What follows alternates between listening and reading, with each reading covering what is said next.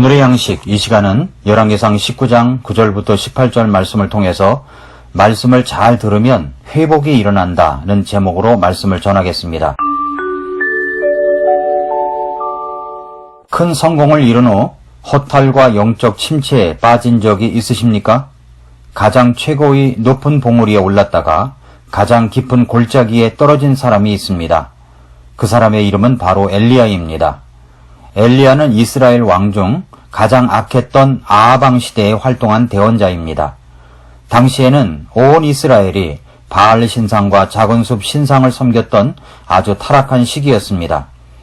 엘리야는 갈멜산에서 이방 제사장들과 맞서 하늘에서 불이 내려오도록 기도했고, 대결에서 당당히 이긴 후 이방 제사장들 850명을 모두 죽인 능력의 대언자였습니다.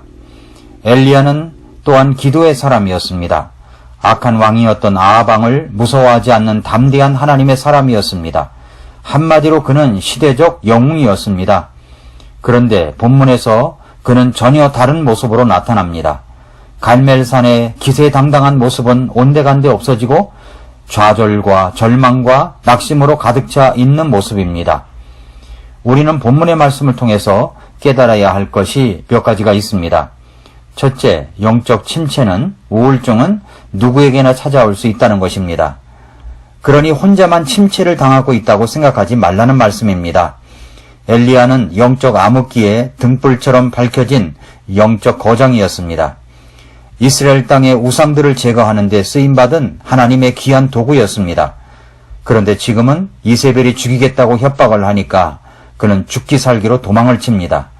엘리야는 150km쯤 떨어진 부엘세바로 가서 또한 거기서 광야로 들어가 로뎀나무 아래 쓰러졌습니다. 그는 아주 나약한 모습으로 이렇게 기도했습니다. 하나님, 지금 저를 죽여 주시옵소서. 이런 증상은 엘리야에게만 오는 것이 아닙니다. 오늘 우리들에게도 올 수 있습니다. 어제의 성공이 오늘의 현실과 아무런 상관이 없을 때, 도와주는 사람은 하나 없고 오히려 해를 끼치려는 사람들만 가득할 때, 너무 힘든 일을 해 온몸이 탈진될 때 우리 역시 그러한 감정에 빠질 수 있습니다. 하지만 실망하고 외로움을 느끼는 것은 전혀 이상한 것이 아니라는 걸 알아야 됩니다. 사람들은 외로워합니다. 그래서 전화를 기다립니다. 그런데 전화벨이 울리지 않을 때 엄청난 외로움이 더 찾아오는 것입니다. 오지 않는 전화를 기다릴 때도 그런 외로움이 있지만 어제의 성공이 오늘의 현실과 아무런 상관이 없을 때, 도와주는 사람이 하나 없고 오히려 해를 끼치는 사람들만 가득할 때, 너무 힘든 일을 해 온몸이 탈진될 때 우리도 역시 그러한 감정에 빠질 수 있습니다. 하지만 지치고 실망하고 외로움을 느끼는 것은 전혀 이상한 것이 아닙니다. 하나님께서 위대하게 쓰신 많은 사람들을 보면 고독과 외로움을 많이 경험하는 것을 볼 수가 있습니다. 엘리야는 포악한 이세벨이 자신을 죽이려 한다는 말에 두려움이 밀려왔습니다. 당장이라도 붙잡힐 것만 같았습니다. 그래서 그는 있는 힘을 다해서 도망을 칩니다. 그는 850명을 혼자 힘으로 다 죽였기에 온몸에 힘이 다 빠진 상태였을 것입니다.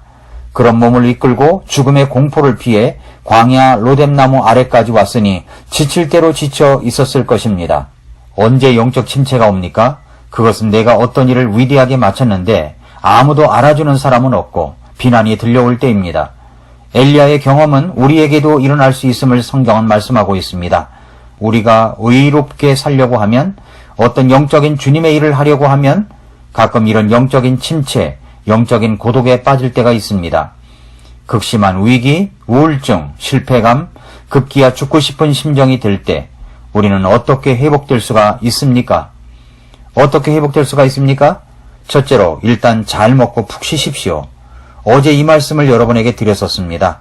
영적인 침체, 우울증, 실패감이 찾아왔을 때 탈진의 상태에서 회복되기 위해서는 먼저 맛있는 음식을 먹고 쉬는 안식을 누려야 합니다. 깊은 절망과 영적 침체에 빠져있는 엘리야에게 하나님의 천사가 나타나 음식을 먹으라고 합니다. 엘리야는 준비된 음식을 먹고 푹 잤습니다. 하나님은 엘리야에게 음식과 수면이 필요했음을 아셨습니다. 피곤한 육체의 회복은 음식을 먹고 쉴 때 이루어지는 것입니다. 몸이 건강해야 정신과 그 영혼도 건강해집니다. 사람의 영혼은 몸과 무관하지 않습니다. 영과 혼과 몸은 서로 연결되어 있다고 했습니다. 어떤 사람은 가끔 가위에 눌려 고생하는 사람이 있습니다. 가위에 눌리면 이것을 영적으로만 해석을 해서 귀신의 영향이니 마귀의 영향이니 하는 사람들이 있습니다. 그러나 가위에 눌리는 것은 건강과 관련이 있다고 합니다. 건강한 사람은 푹 잘 잡니다. 하지만 건강하지 못한 사람은 너무 예민해져 있습니다. 모기 한 마리가 소리를 내도 잠을 못 이룹니다. 그래서 가위에 눌리는 것입니다. 잘 먹고 푹 쉬십시오. 그러면 회복이 시작됩니다. 둘째로 하나님의 음성을 들을 곳으로 나아가십시오.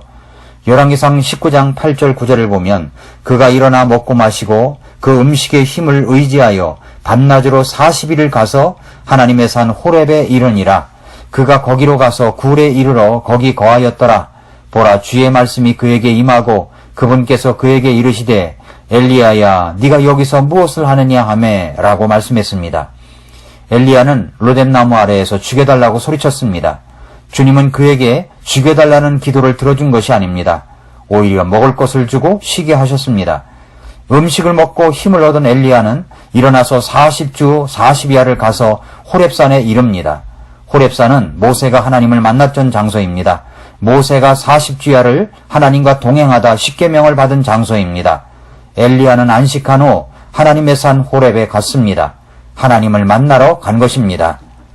우리를 회복시켜주는 것은 좋은 영화가 아닙니다. 우리를 회복시켜주는 것은 좋은 드라마가 아닙니다. 우리를 진정 회복시켜주는 것은 하나님의 음성입니다. 따라서 우리는 하나님의 음성을 들을 수 있는 곳으로 가야 합니다. 호렙으로 가야 합니다. 호렙이 어디입니까? 주님의 음성을 듣는 곳이라면 그곳이 어디든 하나님의 산 호렙이라고 볼 수 있습니다. 그곳이 조용한 골방일 수도 있고 교회당일 수도 있고 직장일 수도 있습니다. 주님의 음성은 기록된 말씀을 통해서 말씀하십니다. 주님의 음성은 설교 말씀을 통해서 말씀하십니다. 주님의 음성은 성령님의 역사를 통해서 말씀하십니다. 주님의 음성은 주변의 어떤 사람을 통해서도 말씀하실 수 있습니다. 주님의 음성은 어떤 사건을 통해서도 말씀하십니다. 어떤 사람이라도 주님의 음성을 듣는 곳으로 나아가면 회복이 일어납니다. 주님을 만난 지 오래되었어도 주님의 음성을 들으려고 나아오면 회복의 빛이 비춥니다. 주님에게는 장님이나 가늠한 여인이나 부정한 사람이나 가난한 사람이나 부자나 가난한 사람이나 주님의 음성을 듣는 곳으로 가면 하나님께서 말씀하시는 말씀의 빛이 그의 상한 마음에 비추는 것입니다. 엘리야는 하나님 앞에 가서 이렇게 말씀을 드립니다. 열왕기상 19장 10절에서 그가 이르되 내가 주 만군의 하나님을 위하여 심히 질투하였나이다. 이는 이스라엘 자손이 주의 언약을 버리고 주의 제단들을 헐며 칼로 주의 대언자들을 죽였기 때문이오며 나만 곧 나만 남았거늘 그들이 내 생명을 찾아 제거하려 하나이다 하니 라고 했습니다. 무슨 이야기입니까? 제가 하나님을 향한 열심히 커서 이방 제사장들을 모조리 죽였는데 이스라엘 백성은 아무도 따르지 않고 결국 저만 외톨이 신세입니다. 게다가 이세벨 왕비는 저를 죽이려고 잔뜩 벼르고 있습니다. 그런데 왜 하나님께서는 가만히 계시는 것입니까? 이 말입니다. 하나님은 말씀하셨습니다. 너는 내 앞에 서라. 셋째로 듣기를 잘하면 온전한 회복이 일어납니다. 열왕기상 9장 11절 12절을 보십시오. 그분께서 이르시되 앞으로 나아가 주 앞에서 산에 서라 하시니라. 보라, 주께서 지나가시는데 주 앞에서 크고 강한 바람이 산들을 가르고 바위들을 산산조각으로 부수었으나 주께서 바람 가운데 계시지 아니하였으며 바람이 지나간 뒤에 지진이 있었으나 주께서 지진 가운데에도 계시지 아니하였고 또 지진이 있은 뒤에 불이 있었으나 주께서 불 가운데에도 계시지 아니하였으며 불이 있은 뒤에 고요한 작은 음성이 있더라 라고 했습니다. 먼저 산을 가르고 바위를 부수는 강한 바람이 나타났습니다. 강한 바람 속에 하나님의 음성이 있을까 주의를 기울였지만 아니었습니다. 다음엔 땅이 갈라지고 지축을 흔드는 지진이 일어났습니다. 엄청난 자연의 능력을 통해서 하나님의 음성이 있을까 주의를 기울였지만 그것도 아니었습니다. 내성 병력을 동반한 커다란 불이 나타났습니다. 그러나 그곳에도 하나님이 계시지 않았고 음성도 들리지 않았습니다. 마지막으로는 고요하고 작은 음성이 들려왔습니다. 고요하게, 조용하게, 주의를 기울이지 않으면 들을 수 없는 고요한 음성이었습니다. 바로 하나님의 음성이 들려온 것입니다. 하나님의 음성을 들을 때 어떤 커다란 기적 가운데 나타날 것 같이 생각되지만 아닙니다. 고요한 작은 음성입니다. 이런 고요하고 작은 음성을 들을 줄 알아야 합니다. 사실 말하는 기술보다는 듣는 기술이 더 중요한 것입니다. 듣기를 잘하는 사람은 결코 실패하지 않습니다. 인간관계에서 실패하는 사람들은 대부분 듣는 데 서투른 경우가 많습니다. 듣는 귀를 열어야 합니다. 큰 기적 같은 일이 일어나야 하나님이 말씀하시는 것이 아닙니다. 고요하고 작은 음성을 통해서, 아주 작은 사건을 통해서도 주님은 말씀하십니다. 고요하고 작은 음성을 들을 수 있는 시간을 가지십시오. 아침 시간에 들으시기 바랍니다. 어려운 일이 일어나면 가던 길을 멈추시고 하던 일을 멈추시고 고요한 시간을 가지십시오. 그리고 작은 음성으로 들려오는 하나님의 말씀을 들어보시기 바랍니다. 주님은 생각지 않은 작은 장소, 작은 시간, 고요한 시간을 통해서 말씀하시는 것입니다. 주님의 음성을 들으면 그 음성을 듣는 사람이 살아납니다. 사람의 입에서 나오는 위로의 말을 들으려고 하면 사람이 초라해집니다. 하나님의 세미한 음성은 그분 앞에 조용히 나아갈 때 들립니다. 사랑하는 성도 여러분, 예수님은 자주 고요한 음성을 듣는 시간을 자주 가지셨습니다. 주님은 고요한 시간을 통해서 작은 음성으로 말씀하십니다. 예수님을 믿고 구원받은 사람이라면 누구든지 주님의 말씀하시는 음성을 들을 수 있습니다. 세상 것으로 내 마음을 채우거나 그것을 보는 시간이 많아지거나 세상 것을 듣느라고 시간을 많이 보내면 주님께서 말씀하시는 음성을 들을 수가 없습니다. 말씀을 잘 들으면 회복이 일어납니다.